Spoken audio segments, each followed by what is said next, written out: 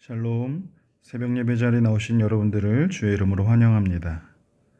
찬송가 521장 구원으로 인도하는 함께 찬송하시겠습니다.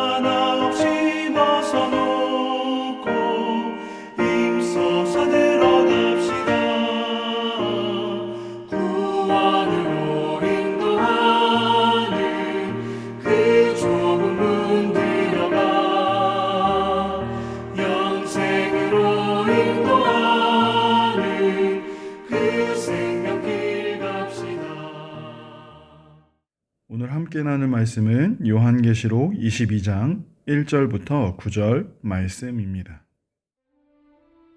또 그가 수정같이 맑은 생명수의 강을 내게 보이니 하나님과 및 어린 양의 보좌로부터 나와서 길 가운데로 흐르더라. 강 좌우에 생명나무가 있어 12가지 열매를 맺되 달마다 그 열매를 맺고 그 나무 잎사귀들은 만국을 치료하기 위하여 있더라. 다시 저주가 없으며 하나님과 그 어린 양의 보좌가 그 가운데에 있으리니 그의 종들이 그를 섬기며 그의 얼굴을 볼 터이요 그의 이름도 그들의 이마에 있으리라. 다시 밤이 없겠고 등불과 햇빛이 쓸데없으니 이는 주 하나님이 그들에게 빛이심이라. 그들이 세세토록 왕노릇 하리로다. 또 그가 내게 말하기를 이 말은 신실하고 참된지라. 주 곧 선지자들의 영의 하나님이 그의 종들에게 반드시 속히 되어질 일을 보이시려고 그의 천사를 보내셨도다. 보라, 내가 속히 오리니 이 두루마리의 예언의 말씀을 지키는 자는 복이 있으리라. 이것들을 보고 들은 자는 나 요한이니 내가 듣고 볼 때에 이 일을 내게 보이던 천사의 발 앞에 경배하려고 엎드렸더니 그가 내게 말하기를 나는 너와 내 형제 선지자들과 또 이 두루마리의 말을 지키는 자들과 함께 된 종이니 그리하지 말고 하나님께 경배하라. 이 시간 말씀을 지키는 자가 받는 복이라는 제목으로 함께 말씀 나누기를 원합니다. 이 땅을 살아가는 그리스도인 성도들이 그토록 꿈꾸며 소망하는 하나님 나라, 우리가 붙잡고 살아가는 하나님의 나라는 어떠한 모습입니까? 요한계시록 21장을 통해서 살펴본 것처럼 하나님께서 만물을 새롭게 하셔서 눈물도 사망도 애통도 없는 새 하늘과 새 땅의 영광스러운 모습이 하나님 나라입니다. 또한 그 나라는 당시 가장 존귀했던 보석으로밖에 표현할 수 없는 하나님으로부터 내려오는 거룩한 성 새 예루살렘입니다. 그리고 오늘 본문에서는 하나님의 나라에 대해서 수정같이 맑은 생명수의 강이 흐르는 곳이라 우리에게 설명해 주고 있습니다. 이곳은 단순히 맑고 많은 물이 흐르는 그러한 강을 의미하는 것이 아니라 생명수, 생명을 살리는 물이 흐르는 강입니다. 이 생명수는 하나님과 어린 양의 보좌로부터 나와서 길 가운데로 흐르게 되는데 이것은 모든 만물의 생명 근원과 또 주관자가 곧 하나님이심을 말씀하고 있는 것이고 이처럼 하나님의 나라는 생명이 풍성한 곳, 영원한 생명이 있는 곳임을 우리에게 보여줍니다. 또한 이러한 생명수의 강 좌우에는 생명나무가 있습니다. 생명수를 공급받아 풍성한 열매와 풍성한 잎사귀를 맺게 되고 그 잎사귀는 또한 만국을 치료하기 위해 있습니다. 이 땅에서 우리가 살아가는 동안 겪어왔던 모든 아픔과 상처, 결핍과 부족함들이 하나님의 영광 안에서 완전하게 회복될 것을 의미하는 것이고, 이러한 모습 또한 하나님이 바로 온 땅의 치유자이시고 또한 생명의 근원이심을 우리에게 보여주고 있습니다. 오늘 본문에 나오는 생명수의 강과 생명나무는 우리가 잘 알다시피 창세기에서 첫사람 아담이 타락하기 전에 누렸던 에덴 동산을 생각나게 합니다. 다시 말하면 첫사람 아담으로부터 타락한 에덴 동산이 이제는 둘째 아담이신 예수 그리스도를 통해서 회복되어질 그 새하늘과 새 땅, 새 예루살렘의 모습인 것입니다. 이렇게 회복될 하나님의 나라는 이제 마음껏 생명나무의 열매를 먹을 수 있는 곳입니다. 영원한 생명이 있는 곳이고 풍성한 생명이 있는 곳, 그리스도로부터 흘러나오는 생명이 있는 영원한 그리고 풍성한 곳이기 때문입니다. 그렇다면 이러한 영원한 생명이 있는 곳, 말만 들어도 풍성한 은혜가 있는 곳에서 우리 성도가 누리게 될 놀라운 복, 에베소서에서 말씀하는 그 하늘의 신령한 복이 과연 무엇입니까? 첫 번째로 회복될 새 예루살렘에서 성도가 누리게 될 복은 더 이상 저주가 없다라는 사실입니다. 죄가 없으니 죄의 결과인 저주도 없고 저주에 따른 심판도 없습니다. 저주할 자도 없으며 저주받을 자도 없고 저주받을 모든 것들이 다 사라진 곳입니다. 갈라디아서 3장 말씀처럼 어린 양 예수께서 스스로 우리에게 쏟아져야 마땅했던 저주의 죽음을 당하셨기 때문에 율법의 저주에서 우리를 속량하셨다라고 말씀하고 있습니다. 그렇기 때문에 성도는 더 이상 저주가 없는 그곳에서 영원한 평강과 평안을 누리며 그리고 하나님의 그 풍성한 생명을 누리며 살아가게 될 것입니다. 두 번째로 하나님 나라에서 성도가 누리게 될 복은 성도는 이제 하나님의 얼굴을 대면하여 볼 정도로 그렇게 가까이에서 하나님을 섬기게 된다는 사실입니다. 우리는 하나님을 섬기고 하나님의 뜻을 이 땅 가운데 실현하기 위해 하나님의 형상대로 지음을 받았습니다.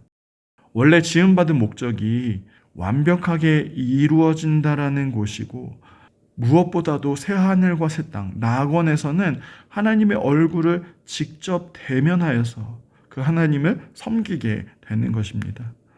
물론 지금도 우리는 성령 하나님의 내주하심으로 하나님과의 그 깊은 교제를 누리고 있지만 그날에는 그 하나님의 나라에서는 우리는 하나님과 대면하여 완전한 교제를 누리게 되는 것이죠. 서로 얼굴을 마주 보는 것, 인격적이고 아주 깊은 교제를 나눈다는 말입니다. 첫사람 아담이 범죄한 후에 자신에게 찾아오신 하나님을 피하여서 숨은 모습을 생각해 본다면 이제 완성된 하나님의 나라에서는 우리는 이제 더 이상 피하지 않아도 되는 것이죠. 하나님의 얼굴 앞에서 하나님을 찬양하고 예배하며 그 놀라운 영광 가운데 기쁨과 감사가 충만하여서 영화로운 존재로서 우리는 영원토록 하나님 앞에서 살아가게 되는 것이죠. 마지막으로 완성된 하나님 나라에서 성도가 누리게 되는 복은 이제 더 이상 밤이 없으며 등불도 햇빛도 쓸 데가 없게 됩니다. 여기서 밤이 없다라는 것은 우리에게 분명한 소망을 주는 것 같지만 그 이후에 나오는 등불도 햇빛도 없다라는 것은 우리를 살짝 조금 당황스럽게 하는 것 같습니다. 하지만 여러분, 등불도 햇빛도 필요가 없는 그 이유가 무엇입니까? 그 이유는 주 하나님이 우리에게 비추셔서 세세토록 우리가 왕노릇하게 되기 때문입니다.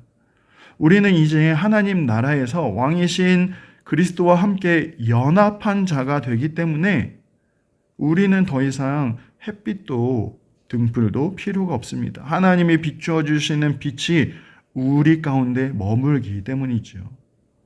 그리고 우리는 새하늘과 새 땅에서 그 빛과 함께 영원토록 왕노릇하게 되고 그 예수님의 영광에 참여하는 자가 되는 것이죠. 여기서 왕노릇하게 되는 것은 우리가 통치자가 된다라는 그러한 의미보다는 하나님이 만드신 새하늘과 새 땅의 그 풍요로움과 영화로움을 이제는 우리가 관리하고 누리는 그러한 대리 통치자로서의 영광을 회복하게 된다라는 것입니다. 첫사람 아담이 처음에 부여받았던 그 사명을 이제는 우리가 부여받아서 하나님 나라에서 이루며 살아가게 되는 것이죠. 생명수의 강이 하나님의 보좌로부터 흘러넘치는 것처럼 하나님의 생명의 빛이 우리에게 비춰주시기 때문에 우리는 그 빛을 품고 영원토록 왕노릇하며 살아가게 되는 것입니다. 여러분, 한낮에 태양 아래서 촛불을 켜는 사람이 없지 않습니까? 태양빛이 너무 강렬하기 때문에 촛불의 그 빛은 존재 자체가 의미가 없습니다. 세상이 주는 위로나 세상이 주는 기쁨이 필요 없을 만큼 더 풍성한 위로와 기쁨을 누리며 영광의 그 날을 살아가게 되는 것입니다.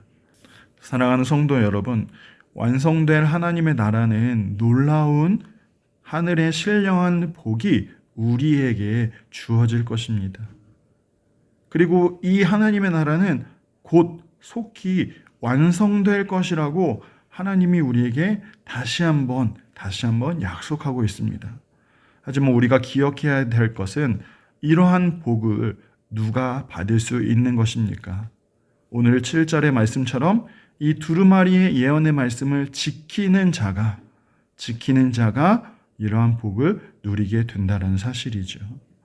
이 땅에서의 삶이 너무나 고단하고 소망이 없는 것처럼 보일지 몰라도 우리 그리스도인들, 우리 성도는 완성될 하나님의 나라를 꿈꾸며 그 나라에서 누리게 될 그 복들을 우리가 기대하고 소망하며 그 나라를 붙들고 말씀을 따라 살아가야 하는 것입니다. 단순히 버티며 기다리며 언젠가 오겠지라고 생각하는 그런 소극적인 자세가 아니라 생명나무와 그 열매 그리고 생명수를 이미 내가 얻은 자처럼 이미 하늘의 신령한 복을 받은 자처럼 그렇게 우리는 이 땅에서도 적극적인 자세로 말씀을 붙들고 말씀을 지키며 살아가야 하는 것이죠. 그렇기 때문에 우리가 이 땅에서의 고난 중에도 말씀으로 힘을 얻을 수 있는 것이고 고난과 환난 속에서도 말씀으로 이겨낼 수 있는 것이고 어떤 어려움과 시험을 만나도 말씀 붙들고 승리할 수 있는 것입니다. 말씀을 지키는 자에게 이 약속된 복, 하나님이 주실 신령한 복에 대한 확실한 소망을 붙들고 오늘도 우리가 하나님 앞에 서야 하는 것이죠. 오늘 하루도 이런 확실한 소망, 분명히 이루어질 그 약속, 그 하나님의 나라를 붙들고 승리하며 나아가는 저와 여러분 다 되시기를 간절히 소망합니다. 기도하겠습니다. 사랑하는 하나님, 우리를 위해서 새 하늘과 새 땅을 예비하시고 그 나라에 이르기까지 우리를 인도해 주시니 감사를 드립니다. 하나님 나라에 들어갈 그 날이 속히 올 것이라 약속하셨으니 오늘 우리가 우리의 삶 가운데 그 약속을 붙들고 소망을 잃지 않게 하여 주옵소서. 그 나라에서 누리게 될 그 영원한 생명, 하나님의 얼굴을 대면하여서 예배하며 그 영광을 누리고 영원한 기쁨과 감사를 누리게 될 그리고 주와 함께 왕노릇하게 될 그 모습을 오늘도 우리가 기대하면서 오늘 우리의 삶 가운데 절망과 눈물이 아니라 말씀을 지키며 감사함으로 살아가는 우리의 복된 하루 다 되게 하여 주옵소서. 우리에게 영원한 소망이 되시는 하나님께 감사를 드리오며 살아계신 예수님의 이름으로 기도합니다. 아멘.